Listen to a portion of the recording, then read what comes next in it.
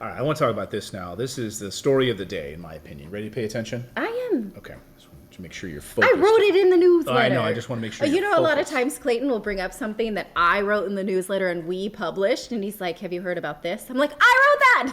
You read it. It was from in the my newsletter. I was like, oh, but I read so much news. I forget sometimes that it was in our very own newsletter. Right. I'm on that one. Like, oh yeah, it was in our newsletter. It was I'm in on the top Morning of that. Invest newsletter, the best newsletter on the planet. Okay, so let's talk about aliens.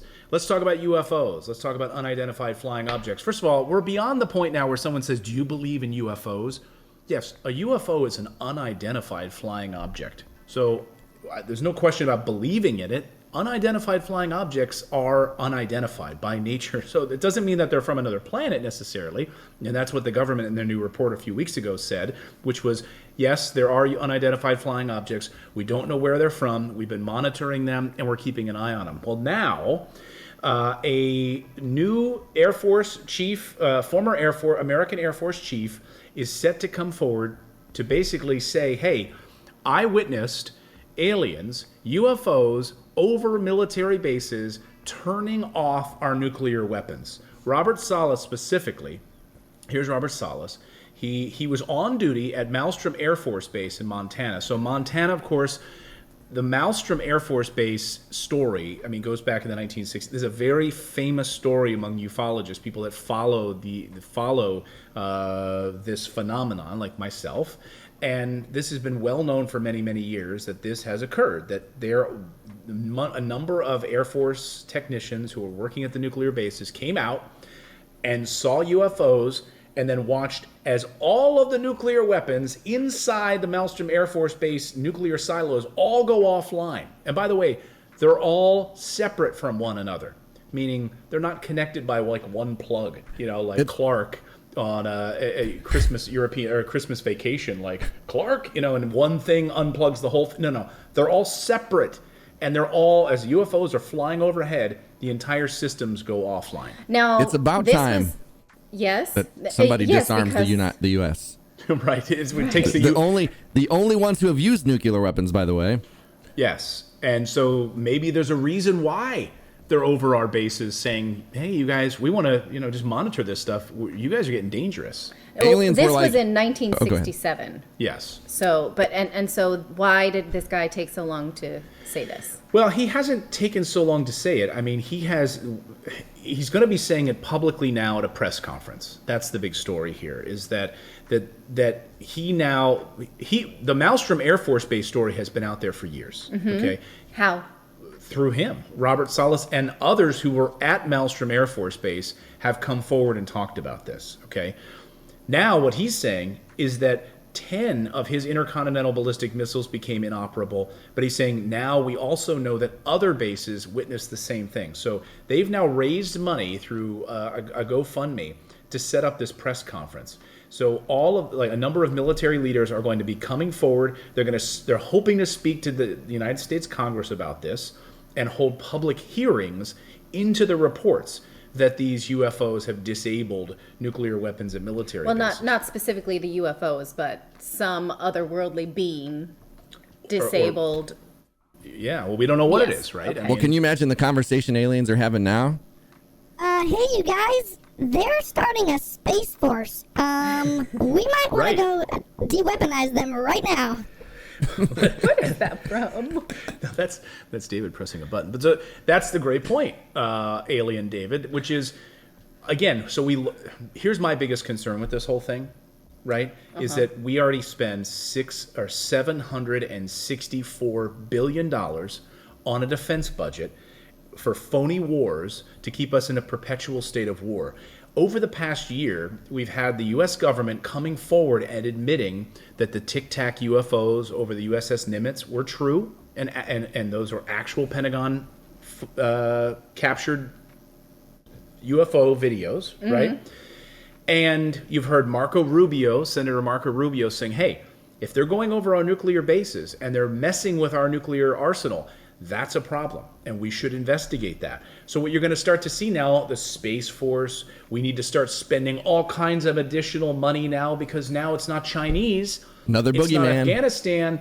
We need another boogeyman. Now we need to spend billions more to make sure that our nuclear arsenal is taken care of. That's what I'm worried about. Yes, that is a problem. I don't like that at all.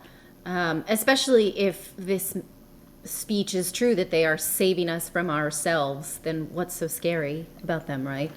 Right. I mean, there's very little evidence, and some have reported this, like on the abduction side, that they were didn't things go the way that they should have, and they weren't necessarily kind. But most of the time, these sightings and these interactions have been incredibly benevolent. I mean, there's the 60 or so children in South Africa that witnessed that craft land at that schoolyard. There's a movie coming out about it where all like these kids were in there. They were like 10 or 11 years old. And the teachers saw it, and the kids saw it, and it lands in their schoolyard. And telepathically, these aliens are basically saying to the children, like, take care of other people, take care of the world. And that was like basically their message. Yeah. Wasn't there in an episode, a finale of Fargo, right? Where they see an alien ship, and that's what, like, prevents this mass... Yeah. And it's that those are based on true events, right? Okay, Fargo's not news, but... Well, and think about, like, you know, we always talk about aliens and they'll probably come here in peace and all this other stuff. But think about us. When we start expanding and going to these other countries, or these other planets, you think we're going to be going in peace? Like, we would be the ones that they would be scared of and want to worry about. Because if aliens actually did land, okay, and come out and try to be peaceful with us, I think we'd kill them. I don't think we would. Well, we already have. Yeah. So, I mean, there's plenty of reports from members of the military that in different interactions where we've not only fired upon them, we've shot them down, where when we actually had the creatures and recovered bodies, not only at Roswell and other places, that there was interactions where they were fired upon and killed. And then there are others where we captured their bodies, and one of which was alive and kept in storage in Nevada for like about 2 years before the creature died. I mean, there's so many members of the military that have come forward now on this issue, many of them on their deathbed, who've admitted working on these programs, doing surgery on these creatures, where we basically did what we always do, which is like lab mice, you know, like we're going to just inject them with different things and test them out. And then, they died. Yeah, that's bad. Well, and it reminds me what do you think of Demi Lovato saying we should not call them aliens at all? That was recent news, top of the newsletter. Demi Lovato is waiting. She's like, we shouldn't call them aliens because it's offensive to aliens. That's what she said today. Like, so she was trending this morning. Like, how is that? How does she know, number one?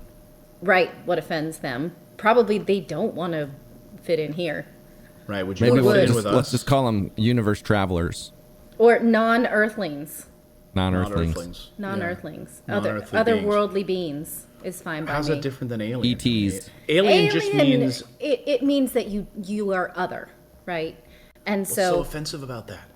Well, if you believe that And all Becky- energy extends from the same source, then just because they don't have our bodily systems doesn't mean that we are not all energetically connected.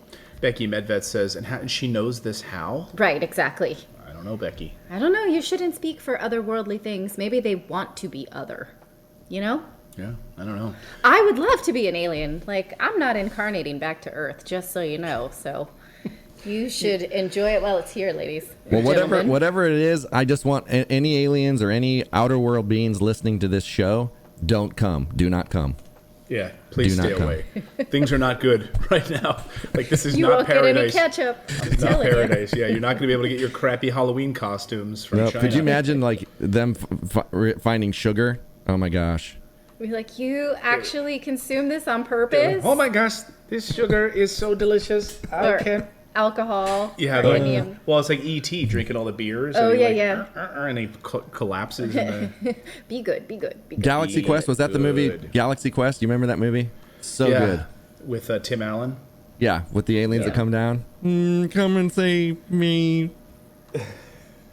Thanks for subscribing to the channel. You can also become a channel member by going to morninginvest.com/join, where you can stick it to the mainstream media and support independent journalism. We're able to bring you the stories that you won't see on any of the major billionaire-backed networks.